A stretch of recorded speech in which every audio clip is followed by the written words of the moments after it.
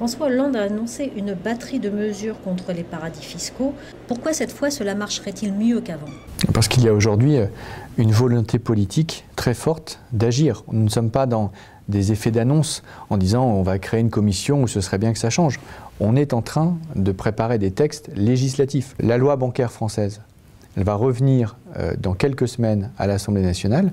Nous soutiendrons et nous voterons, le gouvernement soutiendra le fait que toutes les banques françaises partout dans le monde soient obligées de dire quel chiffre d'affaires elles font dans tous les pays, quels bénéfices elles font, quels impôts elles payent.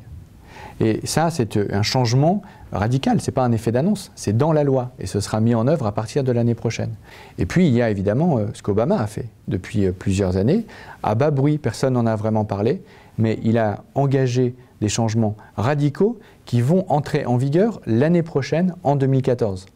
Par exemple, il a réussi à obtenir de la Suisse l'échange automatique d'informations fiscales.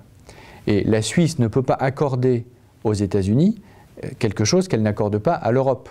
D'autant que le Luxembourg, qui bloquait l'échange automatique d'informations fiscales entre nous, les 27 pays de l'Union européenne, et ce week-end a annoncé que finalement il renonçait à bloquer. Le mur est tombé, comme le Luxembourg ne s'y oppose plus, nous allons le faire à 27.